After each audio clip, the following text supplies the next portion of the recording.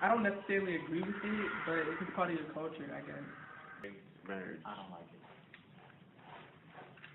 Oh, I don't like it because if the child loves someone else, then the parents shouldn't decide which one she would date or not. what if it's a culture thing, you know? It's the culture. Yeah, if it's culture, tradition, you know, it's been done a lot of times in your family, and, you know, Then I think it's about time to break it. First thing first, I think all individuals, once they are intelligent enough to know what a relationship is, should be given the right to choose what kind of relationship they want to be in, whether it be homosexual, heterosexual, pansexual, whatever. Complete and total freedom, so long as you do not infringe on anybody else's freedom.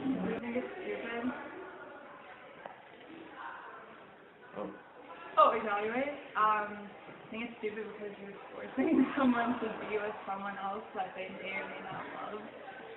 And marriage should be about love. Okay. In a sense, your relationship with your mother and father is a reflection of your relationship with the masculine and feminine energy on the whole. So for instance, I have a strong relationship with my father, so I will have very strong, wholesome connections with my brothers, right? I never had my mother. My mother passed when I was young.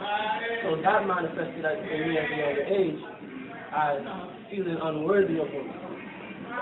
Right? I don't have that problem anymore, right? Because I've overcome the death of my mother and all that stuff like that. So now I see both myself and women as equal. Not much at all. I don't really have any contact with my family. Doesn't influence whatsoever. They have a mild influence on my dating, but they don't control all of it. Like how? explain the details.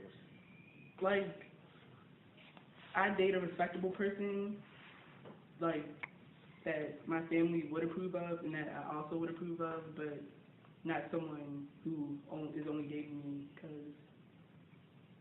they're perfect for my family, I guess.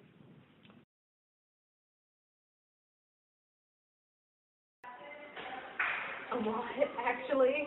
I go with them for everything. They have a pretty big influence. I don't. If I like somebody, then my friends won't have anything to do with it. Not at all. Why? Because first thing first, everybody's an individual. No matter what experience anybody shares with you in life, it will never be the same. That is why everybody's in a different body.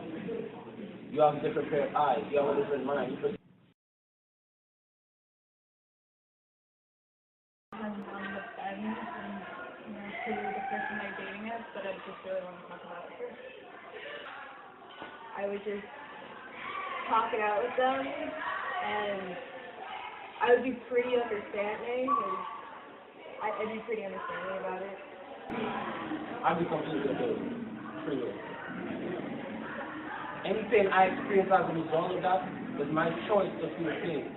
Because if I know that I'm worthy, and that even though that person is dating my friend or whatever, that I'm still just as good as that person, I don't have to feel bad and feel like they're choosing them over me or I'm not good enough, because I'm just as good as them. Follow it. Everything is.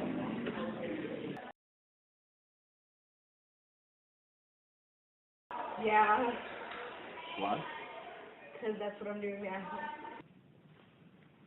Yes. Why? Because if I really like him, then I'll date him. What if your friend feels jealous about it?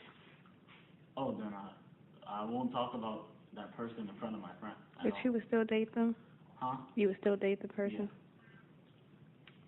Yeah. You think dating somebody is more important than your friend? Huh? You think dating somebody is more important than your friend? I mean, if it's an acquaintance, no. But if it's like a best friend, then yeah. No. What you're saying about It's not loyal. To me, yeah, it's not loyal, and I think that's nasty. Yeah, I mean, yeah, probably if they do.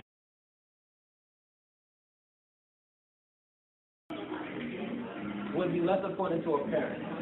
But surely individuals might see social status. You date a footballer, date a teenager, running up to that, and also physical attraction. She got a big booty, so I got a big booty. You know what I'm saying? You talk, right? Yeah. She got a big booty, she's beautiful, she's looking good, nice face, nice eyes, lips, everything. Body features. Be specific. Be specific. Can you be specific with them? With y'all? Yeah. Like, you know what I'm talking about? Like, boob, like breasts, butt, eyes, face, all that type of stuff. Like what you look like and your physical appearance. You gotta have swag. And you gotta look right. You can't be dressing like a bum or nothing like that. You gotta keep yourself up there on top-notch performance and all that type of stuff. Well, I don't know. I can't pinpoint, but times change. Times change. And we may be old-fashioned in some way, and you may not look. You may think it's too old-fashioned, and we don't do those things nowadays. Give me an example. I can't think of any. Maybe looks or... Look. I didn't even think of look. All right. You know, it's to me, it's you get to know people. It's the heart. It's the person's heart. You know, the values and all that. That's what you look at. But I know teenagers look at teenagers do look at the physical person. But as you grow older, you see that there's more to it than the physical. Ladies, you got to find someone who's determined, young man, you too, to make a family work. That you're going to work hard to get what it is you may want in life. That you're a hard worker. You know, you'll start from the bottom and you'll work up. When comparing the Pride and Prejudice to modern-day romance, things have greatly changed. Since then, it has been very unlikely for a parent to choose a spouse for their child. In the book, marriage was mostly based on social status.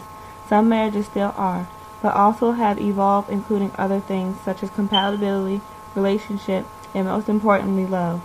Also, women have become more independent and do not need a husband to be socially accepted.